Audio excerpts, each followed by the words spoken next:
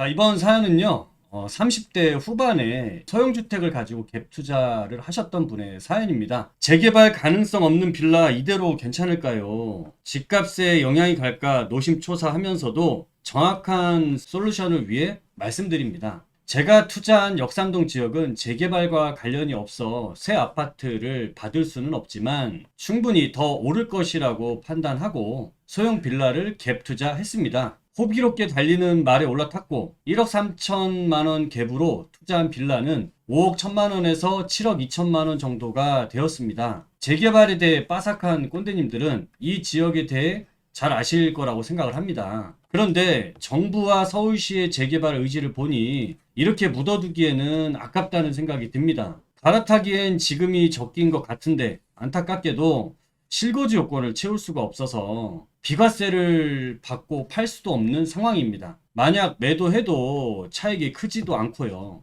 현재 살고 있는 집 전세금에 보유 중인 빌라를 팔고 상급지로 가야 할지, 보유 중인 빌라를 재개발이 가능한 곳에 묻어두는 것이 좋을지 현명한 조언을 부탁드립니다. 이제 나이대가 보면은 30대 후반이시면은 아마도 지금 뭐 왕성하게 경제활동을 하고 계실 거라고 생각을 해요. 네. 그리고 이제 주변의 지인들이라든지 뭐 이런 대인관계가 굉장히 많이 형성이 돼 있을 거라고 보는데, 최근 이 4년 동안에 집값이 많이 뛰다 보니까 아니 주변에 나 빼고서 다 로또 맞은 기분이야. 다 게다가 붙어서. 매체에서도 네. 이제 뭐 투자해서 가격이 아파트가 얼마가 올랐네, 그렇죠. 재개발 투자해서 얼마 올랐네 이런 얘기도 많이 들으니까 이제 우리 사연자분 같은 경우는 내 투자가 네. 그렇게 성공적이지 않을 수도 있다라고 생각을 하시는 것 같아요. 근데 아마 이제 그런 얘기 듣다 보니까 이분도 약간 뒤늦게 좀 들어가시지 않았나 싶은 생각도 들어요. 네네.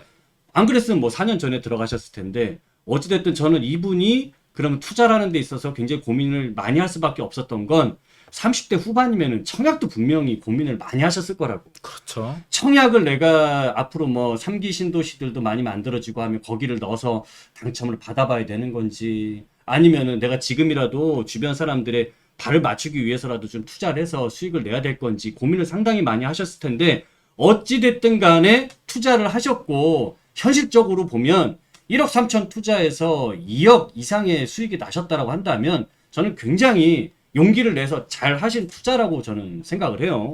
그래서 저도 네. 그 생각을 하면서 이제 내용을 쭉 들으면서 네. 한 4가지 포인트를 생각을 했거든요. 첫 번째는 우리 이꼬대님 말씀대로 네. 경쟁률이 엄청난 청약을 기다리지 않고 이렇게 현실적인 투자를 시행했다는 거. 그쵸. 첫 번째. 그래서 이 1억 3천을 투자해서 2억 1천만 원이라는 대단히 높은 수익을 냈다. 그래서 굉장히 큰 성공 투자를 하셨다라고 첫 번째 포인트를 말씀드리고, 네. 두 번째는 이제 우리 사연자분이 갖고 계시는 역삼동이 네. 재개발 가능성이 아예 없다라고 생각을 하시는 것 같아요. 근데 개발 가능성이 있다. 이 부분은 좀 자세하게 설명을 드릴 거고, 세 번째 같은 경우는 꼭 비과세를 받아야 되느냐. 투자를 하면서 세금을 내는 부분에 대해서 너무 강박을 갖고 계시지 않나. 이 부분도 한번 짚어드리고 싶고, 마지막으로는 이 역삼동에 있는 수익이 나 있는 빌라를 계속 보유하는 게 좋을지 아니면 갈아타야 되는 게 좋을지, 이 4가지 포인트에 의해서 첫 번째는 칭찬이니까 네. 나머지 3가지 포인트에 대해서 우리가 얘기를 하면서 네. 솔루션을 말씀드리는 게 가장 좋을 것 같습니다. 제가 권권대님이 하실 말씀과 제가 드릴 말씀이 좀 다를 수도 있다는 생각이 갑자기 드는데. 아, 그래요? 네. 보도록 할게요. 아무래도 사연자분이 강남에 빌라를 갖고 있다 보니까 재개발이나 이게 가능성이 없다라고 분명히 생각하실 수 있을 것 같아요. 근데 제가 지금 보여드린 이 지도를 보시면 그 생각이 달라지실 수 있어요. 자, 보시면 이게 서울 시내인데 한강의 위쪽을 우리가 강북이라고 얘기하죠. 요 한강의 이남을 여기 강남이라고 얘기하는데, 강북에 이렇게 좀 확대를 해서 보니까 와, 이게 빨간 게 보여요. 권권된 요 빨간 게 네네. 재개발 구역을 표시한 거예요. 그러면 우리가 알고 있는 일반적으로 대규모로 진행되는 재개발, 그걸 말씀하는 건가요? 크고 작고 뭐 가로주택 정비 사업도 있고 여기 재개발도 있고 모아타운도 있고 여러 가지 공공재개발이 다 표시되어 있는 걸 여기 한눈에 볼 수 있어요. 그러니까 이게 지도에 거의 다 표시를 하지 못할 정도로 강북권이 집중이 돼 있다. 그렇죠. 그렇죠. 근데 이제 강남은 그렇다고 한다면 이런 게 없어야 되는 거거든. 그렇죠. 가능성이 없으면. 강남으로 한번 내려와 볼게요. 쭉 한번 같이 지도 따라서 내려와 보면, 아니 강남에서도 세상에 이게 올해 초만 하더라도요 여기 보면 요 오른쪽에 요 부분이 이제 강남인데 여기에 요런 빨간 테두리에 있는 요런 무슨 가로주택 정비 사업 이런 게 표시가 없었습니다. 그러니까 강남구에는 지금 현재 표시되어 있는 게 4개네요. 네, 그쵸? 4개예요. 네. 이런 표시가 없었는데 이게 이제 시간이 지나면서 한 달, 2달, 3달 지나면서 이 지도에 하나씩 표시가 되기 시작하는 거야. 아. 그 얘기는 뭐냐면 강북에만 재개발이 된다는 얘기가 아니라 이제 강남도 재개발이 되고 있다라는 거죠. 근데 사실은 네. 이렇게 표시가 되는 게 이 포털 사이트에서 이제 서비스를 제공해서 표시를 하니까 보여줬는데 그렇죠. 지금 서울에서 진행되고 있는 가로주택 정비 사업 전체에서 네. 강남 4구가 차지하고 있는 게 35%예요. 아, 이거 상당히 많네. 그러니까 시청자분들이 알고 있는 넓은 큰 규모의 재개발은 강북권이 대부분이지만 네. 그리고 강남에는 거의 없죠. 그렇죠. 거여 맞춘 뉴타운 빼고는 거의 음. 없는데 소규모 개발인 가로주택 정비 사업 같은 경우는 오히려 네. 강북보다 강남 4구에 훨씬 더 집중이 돼 있어요. 이 지도상에 표시가 안 돼 있어서 그렇지. 그럼 지금도 진행되는 데들은 계속적으로 생겨나고 그렇죠. 있는 거잖아. 그럼요. 그러면은 우리 시청자분도 역삼동에 있으면 충분히 그만한 저는 가능성도 있다라는 생각이 드는데요. 그럼요. 그 지도를 다시 한번 보게 되면요. 네. 자, 이렇게 보게 되면 지금 현재 4군데가 있는 곳이 일단은 청담동하고요. 네. 논현동하고 그다음에 역삼 1동하고 그다음에 대치동 이렇게 있고 우리 사연자분이 갖고 계시는 부동산은 역삼 2동에 있는 거예요. 네, 그렇네요. 그러니까 지금 현재로는 개발이 진행되지 않고 있지만은 현재 이렇게 청담동이나 논현동이나 역삼 1동이나 대치동이 진행되듯이 이 역삼 2동에서도 작은 블록 단위로 이 땅의 소유자, 빌라의 소유자 분들이 하고 싶어 하면은 그 정도의 법적인 요건을 갖추면 충분히 가능성이 높다라고 보는 거예요. 그렇죠. 이게 예전에 비해서는 재개발하기 위한 요건 자체가 완화가 됐잖아요.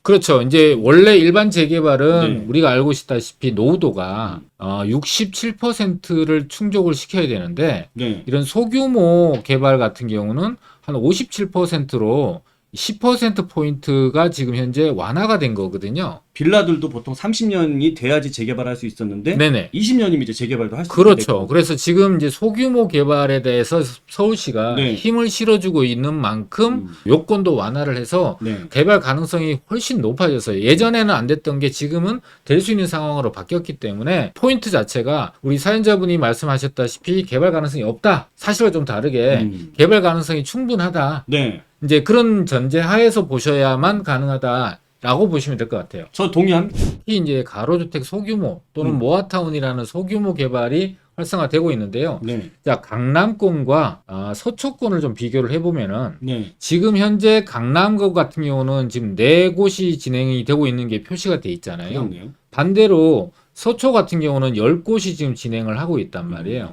자, 그러면은 이 강남권 같은 경우는 상대적으로 봤을 때 요건을 네. 좀 덜 갖추고 있다. 갖추고 있는 지역들도 있긴 한데 뜨문뜨문 덜 갖추고 있는 데 비해서 훨씬 더 많은 요건을 갖추고 있는 곳이 서초구가 이제 더 잘 갖추고 있으니까 네. 개발 가능성이 서초구가 훨씬 더 높다고 판단이 돼요. 네. 특히나 이 지역 같은 경우는 강남의 한전부지 개발이 대표적인 개발이잖아요. 네. 근데 삼성동 일대가 투자하기가 굉장히 어려워요. 자금도 많이 들어가고 또 투자금 대비해서 지금 현재 우리 사연자분이 매도를 하고 세금을 낸다면 가용자금이 한 2억 8, 9천 정도가 가능해지거든요. 네. 수익금과 원금을 돌려받으니까. 그럼 그 자금으로는 이 지역 내에서는 투자하기가 좀 어렵다. 힘들죠. 그렇죠? 그러면 그렇게 되면은 그 자금으로 투자할 수 있는 데를 찾아보면은 강남권의 서초권 같은 경우는 지금 한 1억대 후반, 한 1억 8천에서 네. 한 2억 한 5천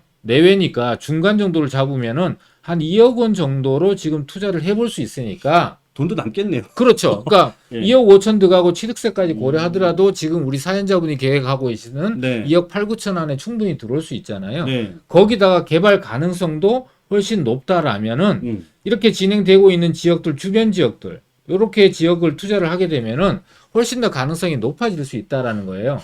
그리고 저는 여기 딱 보니까 오른쪽에 강남은 요 가로주택 정비 사업은 사실 좀 소규모잖아요. 네네. 근데 옆에 있는 걸 봤더니 방배 5구역, 뭐 7구역, 6구역 뭐 굉장히 대규모의 개발 사업들을 하는 것 같은데요. 그렇죠. 그러면은 효과가 있는 게 네. 이렇게 대규모로 진행되는 개발들은 개발이 진행되면 이주 수요라는 게 나오잖아요. 그렇죠. 그러니까 이 이주 수요가 네. 지금 소규모의 대상이 되는 지역들 쪽으로 사람들이 유입이 되고 수요가 증가되니까 네. 개발이 가능성을 보고 투자를 하지만은 뒤늦게 되더라도 네. 1년 뒤, 2년 뒤, 3년 뒤에 이주 수요가 남으로 인해서 음. 개발이 되지 않아도 충분히 가격 상승이 기대해 볼 수 오. 있고 맞아요. 또 조금 더 중장기적으로 보면은 개발 가능성까지 기대할 수 있다라는 차이점이 있는 거예요. 아니 이주 수요 말씀하셨으니까 네. 여기 수요가 또 한 군데서 또 들어오는 게 있어요. 어디예요?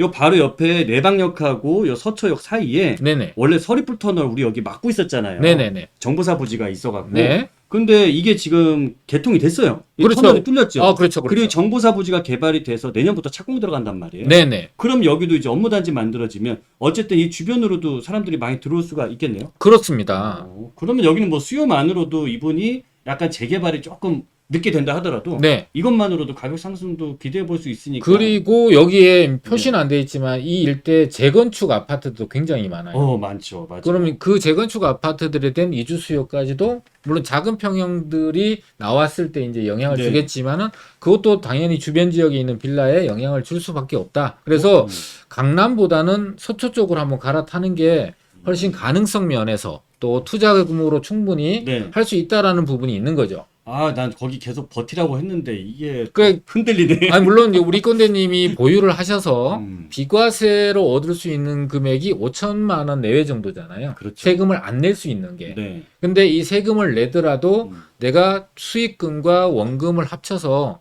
보다 가능성 높고 보다 투자성이 높아서 그 이후에 더 수익을 낼 수 있는 방법으로 갈아타는 방법도 네. 저는 좋다. 그래서 이게 틀렸다는 게 아니라 네. 우리 이권대님도 보시면은 그 세금을 아끼는 부분도 수익으로 전환이 되는 부분이잖아요. 그렇죠. 그래서 5천만 원, 6천만 원의 더 수익을 챙길 수 있는 방법을 네. 그건 확실한 방법이죠. 그렇죠. 그 상생 임대인의 5% 임대로만 한다면 확실하게 내가 수익을 챙길 수 있는 부분이고 갈아타는 부분은 수익이 얼마나 날지는 사실은 불확실하죠.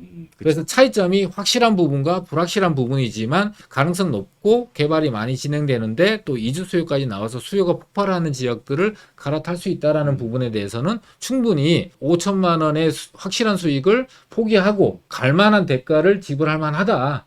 이렇게 생각을 해보는 거죠. 맞아요. 뭐 이주 수요만큼 또 확실한 게 또 어디 있습니까? 맞습니다. 그리고 상대적으로 이 강남이란 권에서 2억 정도 내외 정도의 자금을 갖고 투자할 수 있는 기회가 시간이 지나가면은 지금 이제 집가도 오르죠. 그렇죠. 원자재 가격 오르죠. 그다음에 인건비도 오르는 상황에서 새롭게 만들어내는 원가 자체가 계속 올라가기 때문에 이게 금액 자체가 점점점 높아질 가능성이 지금 있어요. 네. 지금 당장은 보면은 세계적인 경기가 불경기다 보니까 이런 거에 대해서 좀 망설이는 부분들이 많은데 많은 분들이 그 많은 분들이 망설일 때 나한테는 좋은 기회가 올 수 있는 전화위복 그렇죠? 위기는 기회다. 이런 얘기를 잘 활용하신다면은 보다 좋은 선택이 되지 않을까 이렇게 생각을 해봅니다. 그리고 이제 강남 쪽에도 재개발이 안 됐는데도 사람들이 수요가 많이 들어왔던 것은 어쨌든 아파트에 비해서 좀 아파트 너무 많이 올랐으니까. 격차가 너무 벌어져 있죠. 예, 그리고 아파트에 실입주를 하려고 해도 대출 이자도 굉장히 또 겁이 나거든요. 맞습니다. 그러다 보니까 이런 좀 대체 주택으로 빌라 쪽의 수요가 좀 상대적으로 좀 주거비 부담이 작으니까. 그렇습니다. 예, 저도 그래서 강남 안에서는 이 부분을 뭐 다세대 주택이나 빌라 투자를 가지고서 아니면 빌라 거주를 가지고서는 저는 지금같이 고금리 시대로 가고 있는 상황에서는 오히려 좀 더 나은 방법이지 않을까 싶어요. 일단은 전세를 끼고 갭 투자를 하게 되면은 네. 금리가 상승을 하더라도 그렇죠. 금리의 영향을 전혀 받지 않으니까 네. 이제 상대적으로 투자하는데 리스크가 굉장히 없죠. 그리고 뭐 전세로 세입 들어오시는 분들도 이번에 뭐 그 좀 대출 지원을 좀 많이 해주겠다라고 하더라고요. 아, 그렇죠. 그러면은 이제 저금리에 고정금리로 갈 수 있다 보면 이런 금리 변동기에도 세입자분도 안정적으로 있으면은 아무래도 투자 자금도 안정적으로 좀 갈 수 있지 않을까 싶은데요. 네. 현재 개발 가능성이 없는 부분에 대해서는 우리가 포인트로 개발 가능성이 있지만 좀 더 좋은 개발 가능성, 더 높은 개발 가능성으로 갈아타는 부분. 그리고 우리 이권대님은 이제 실거주하지 않아도 비과세 되는 부분을 활용할 수 있는 부분. 이 두 가지 부분에 대해서 설명을 드렸고 우리 사연자분이 이 두 가지 부분에 대한 솔루션을 잘 들어보시고 본인의 선택, 이게 틀리고 맞다의 문제가 아니고요. 본인의 투자 성향에 맞춰서 좀 더 안정적인 선택을 원하시면은 비과세를 받는 선택을 하시면 되고, 좀 더 공격적이고 적극적인 투자의 마인드를 갖고 계신 분이라면 보다 좋은 쪽으로 상급지로 또는 개발 가능성이 높은 지역으로 이제 세금을 내고 가용할 수 있는 자금 범위 내에서 할 수 있는 지역들에 대한 부분을 우리가 지도로 이제 설명을 드렸거든요. 네. 우리 사연자분들한테 실질적인 도움이 될 수 있었으면 좋겠고, 구체적으로 좀 더 그 세부 내용들을 더 알고 싶다면은 메일이나 댓글을 남겨주시면 저희가 끝까지 해결 방안을 제시해 드리도록 하겠습니다. 서초 쪽이 어디예요? 나도 좀 알려주세요. 네.